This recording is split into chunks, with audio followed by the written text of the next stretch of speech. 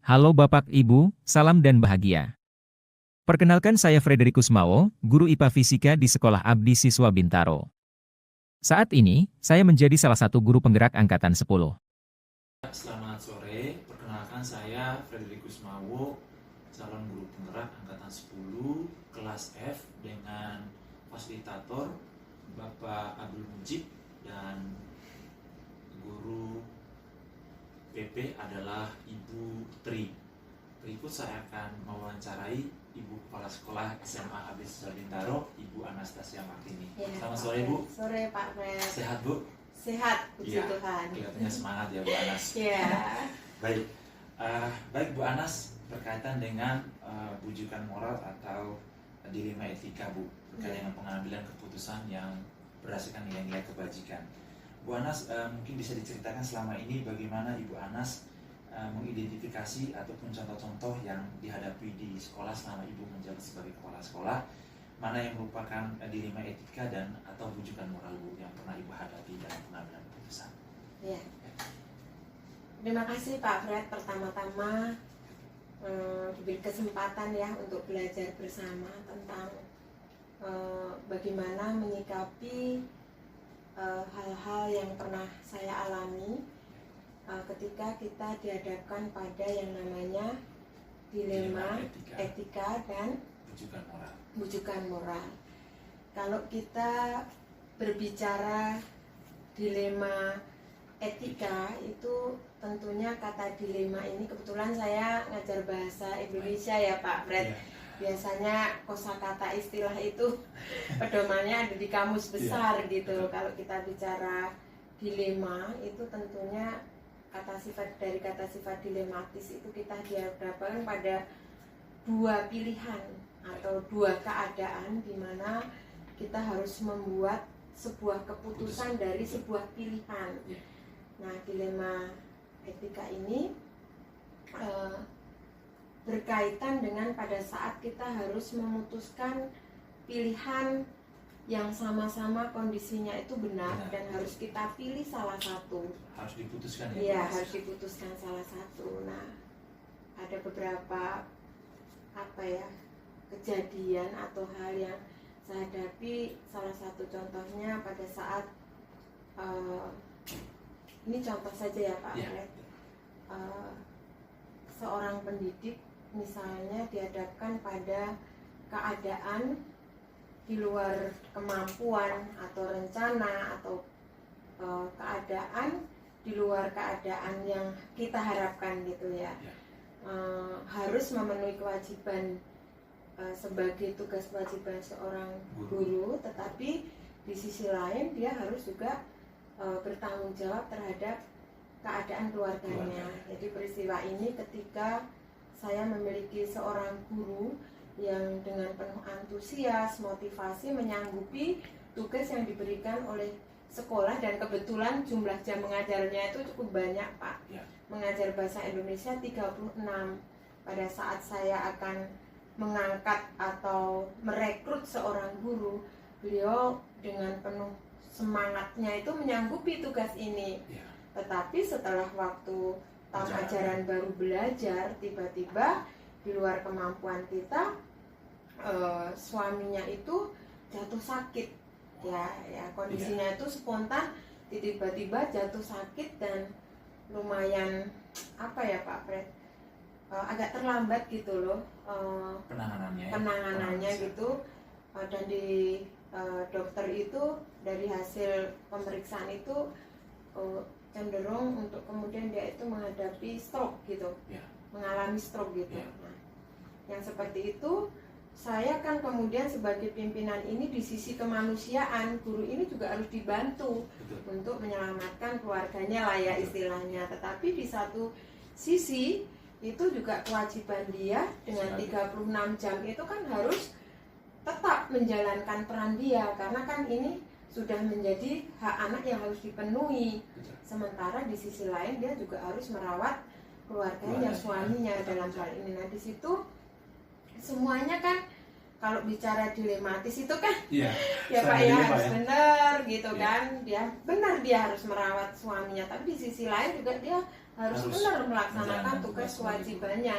Hanya 1 hari 2 hari dia izin berarti sudah sekian kali jam gitu loh Pak. Baik. Makanya di sini saya harus harus membuat sebuah keputusan di mana saya secara kemanusiaan harus membenarkan dia gitu untuk kemudian merawat suaminya, rumah sakit dan seterusnya. Tapi di sisi lain saya juga harus kemudian memperjuangkan hak anak ini untuk ibu ini terpaksa gitu loh, harus mengatur sedemikian rupa sehingga Waktunya. tugas sekolah juga Tidak harus ditinggalkan. itu. Nah, poin dilema etikanya di sini adalah saya harus bisa ya memilih, memprioritaskan bagaimana kemudian ada solusi yang terbaik gitu untuk rumah juga suaminya terhandle, ya. tetapi juga Sekolah juga. anak-anak bisa jalan itu loh Pak, karena kan pertanggungjawaban kepada orang tua itu. Oke. Menarik Bu Anas, sungguh dilematis ya kasus yang pertama.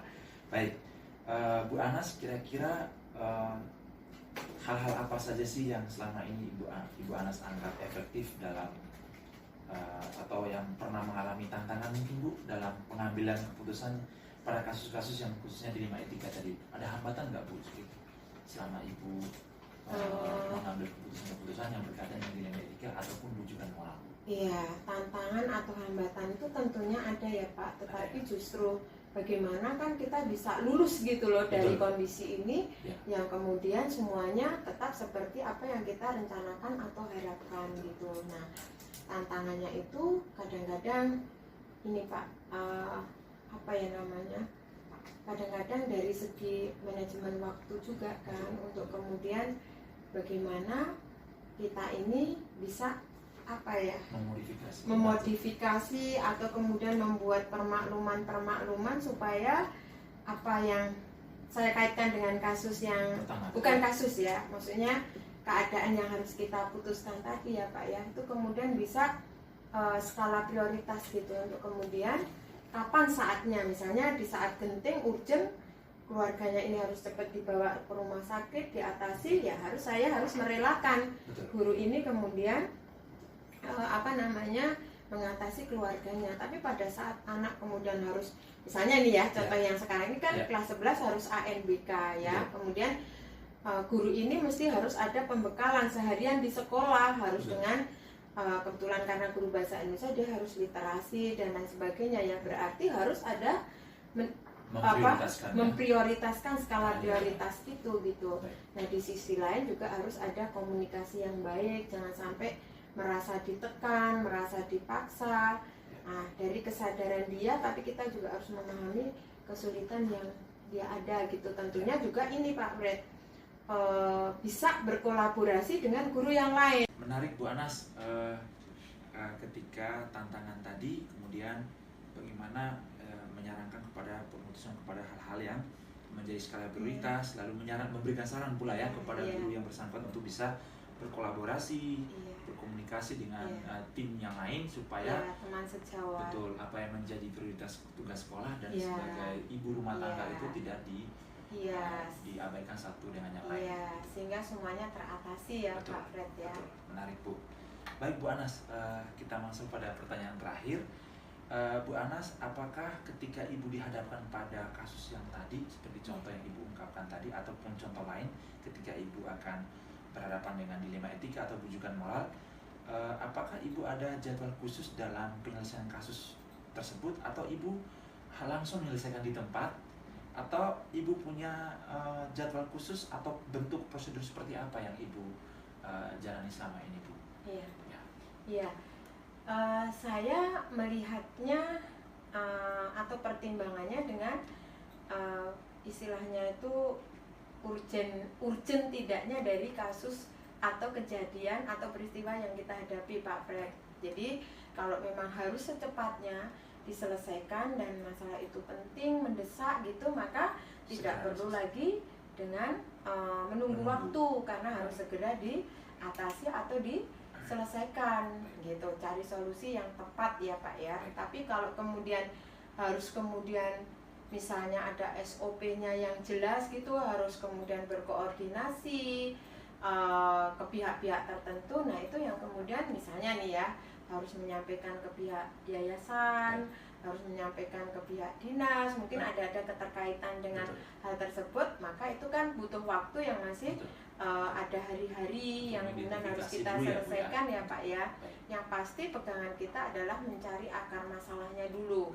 Itu setelah itu baru kita kemudian identifikasi untuk kira-kira berdampak atau berakibat kemana. Tapi kalau kejadian itu, peristiwa itu kemudian harus segera diatasi, ya saya pikir tidak perlu menunggu waktu yang lama gitu. Tapi kalau tapi tetap kita pegangannya SOP ya Pak. Kan kita juga misalnya nih ada guru yang melanggar istilahnya indisipliner, udah mendapatkan surat peringatan, ya berarti itu sudah dan fatal gitu, ya harus segera kita ambil sebuah keputusan. Tentunya tidak sepihak ya Pak, tapi juga harus kemudian win-win solution gitu loh. Kemudian dengan si pembuat istilahnya pelanggaran ini, itu kan juga supaya dampaknya tidak berkepanjangan juga untuk kedepannya gitu. Jadi kalau bicara waktu, kita lihat masalahnya harus segera diselesaikan, urgent, ya secepatnya diselesaikan.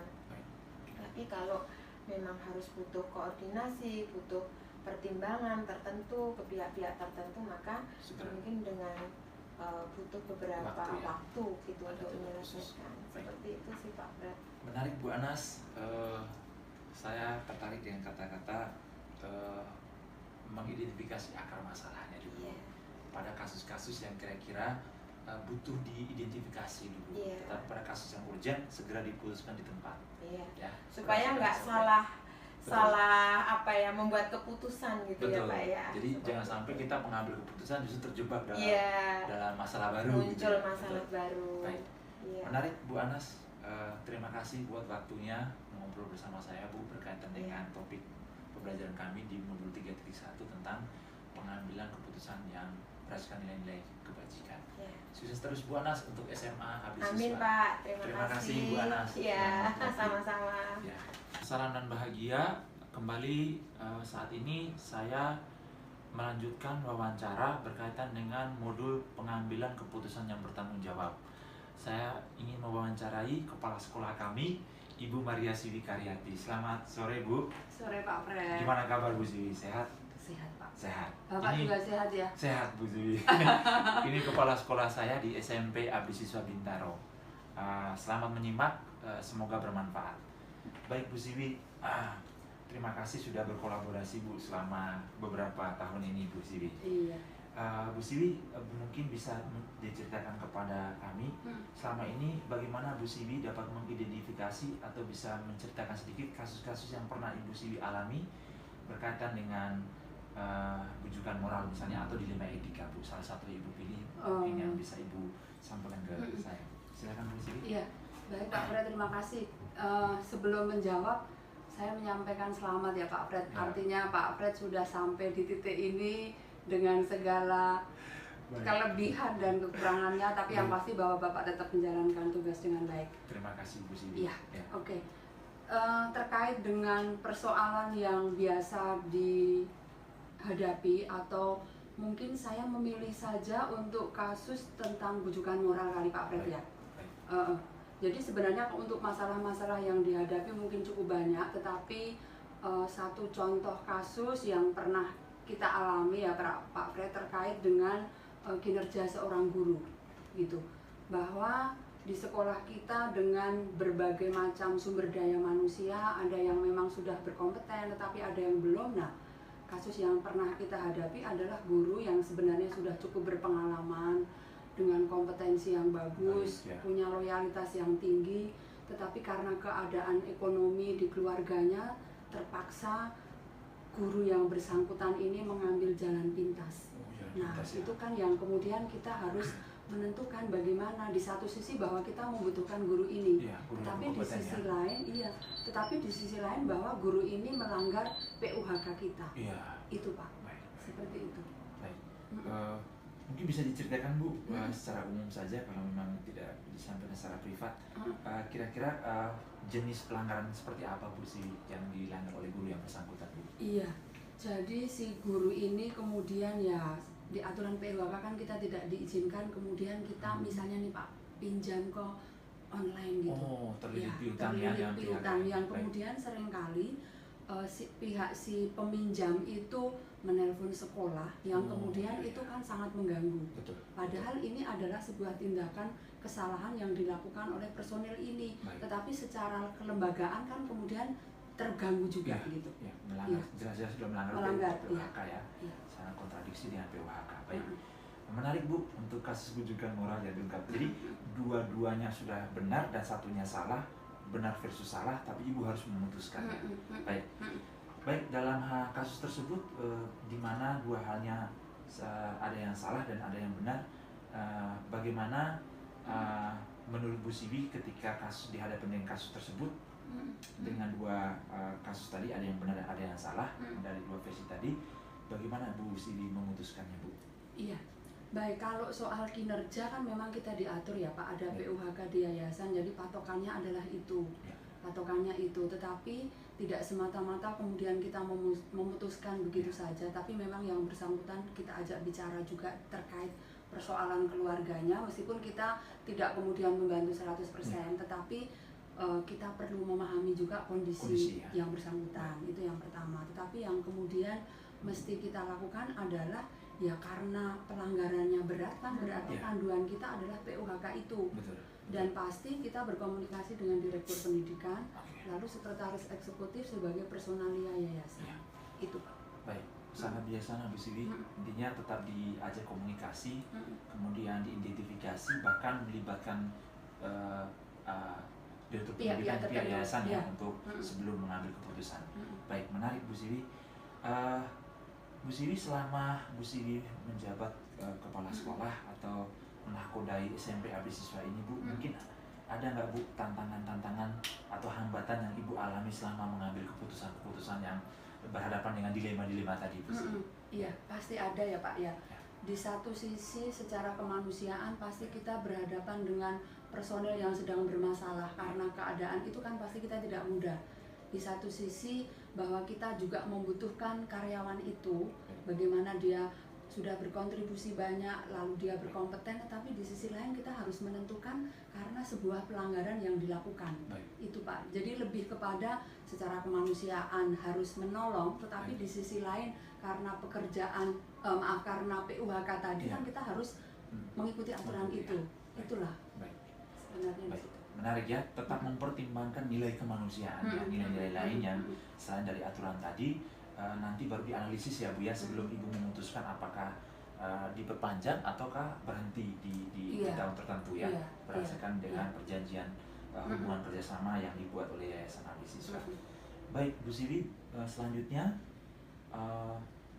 dalam penyelesaian kasus yang Ibu alami tadi, biasanya Ibu Siwi cenderung memutuskannya di tempat ketika di hadapan kasus seperti tadi, atau Bu Siwi punya jadwal khusus, mungkin bisa diceritakan Bu, atau bentuk prosedur yang Ibu jalankan selama ini? Iya Pak, jadi penanganan masalah itu memang biasanya tergantung masalahnya juga. Nah, terkait dengan masalah yang tadi saya sampaikan, pasti di unit sekolah itu ada tim ya Pak ya. Jadi biasanya dibicarakan tingkat tim dulu, kemudian kita berkonsultasi dengan pihak-pihak tertentu. Tetapi secara prosedur biasanya sih memang kami bertahap gitu, bertahap. Termasuk penanganan siswa pun juga bertahap, ada wali kelas, kemudian guru BK, sampai dengan wakasis dan baru kepala sekolah. Demikian juga kalau masalah-masalah yang terkait kinerja guru pasti tim pimpinan, kemudian baru mengarah ke direktur pendidikan, sekretaris eksekutif, bahkan sampai ke yayasan. Menarik ya. Baik, terima kasih Bu Siwi. Jadi tergantung case-nya apa, ketika itu tetap ada dikonsultasikan dengan tim pimpinan, dan itu dilakukan secara bertahap ya, bertahap. Menarik ya, sehingga keputusan yang kita ambil Bu Siwi mungkin tepat dan itu memuaskan kedua belah pihak yang sedang ada. Jangan sampai salah menentukan keputusan. Iya, dan membahayakan. Baik, menarik Bu Siwi. Lain. Yang terakhir Bu Siwi, adakah seseorang atau faktor lain yang selama ini bisa membantu atau mempermudah Ibu dalam pengambilan keputusan di sekolah ini Bu? Iya, yang pasti kalau di tiap unit sekolah terutama di abdi siswa ya, itu kan kepala sekolah punya wakil ya. Itu orang terdekat di unit itu adalah para wakil. Tentu yang diajak bicara bagaimana memutuskan, bagaimana mengambil langkah selanjutnya, biasanya kami berbicara dengan para wakil itu. Baru kalau dibutuhkan penanganan yang lebih lanjut, nah itu baru ke tingkat di atasnya Pak. Tapi pasti orang pertama yang ada di dalam unit itu adalah tim pimpinan itu sendiri. Baik, menarik Bu ya. Selain tim pimpinan di unit, juga ada tim pimpinan di lintas unit ya. Karena di sekolah Fidar abdi siswa luar biasa, jadi kita bisa berkolaborasi dan itu dilakukan secara bertahap ya. Iya. Baik. Ada dukungan Bu selain dari Bapak Ibu guru mungkin Bu? Oh iya, pasti. Jadi memang kolaborasi dari pihak manapun itu menjadi sumber daya yang sangat mendukung. Jadi artinya kalau kita sudah berbicara tim pimpinan, pasti kita juga akan share juga ke Bapak Ibu guru. Karena sekalipun Bapak Ibu guru bukan pimpinan, tetapi mereka juga punya ide-ide tertentu yang bisa menjadi masukan kita. Lalu area kepala sekolah tim pimpinan yang ada di area itu juga menjadi sumber daya yang sangat mendukung untuk tiap-tiap unit ini Pak, sehingga memang kami menjadi satu keluarga yang memang saling melengkapi satu dengan yang lain, mensupport satu dengan yang lain. Ya. Berarti Bu Sibi sudah sering menyampaikan beberapa kasus yang dihadapi, begitupun Bu Sibi siap untuk memberikan saran juga ya Bu ya, kepada pimpinan yang lain di sekolah, di satu lembaga, satu yayasan ini, untuk bisa kira-kira mengambil keputusannya tepat dan bisa memuaskan dua belah pihak seperti yang kita utarakan tadi. Seperti itu. Baik, menarik Bu Sibi, sekali lagi terima kasih buat kerelaannya, waktunya untuk diwawancarai Bu. Sehat selalu Bu Sibi, semoga sukses terus. Sama-sama, Pak Fred juga sukses nanti sampai guru penggerak yang benar ya, sebenarnya.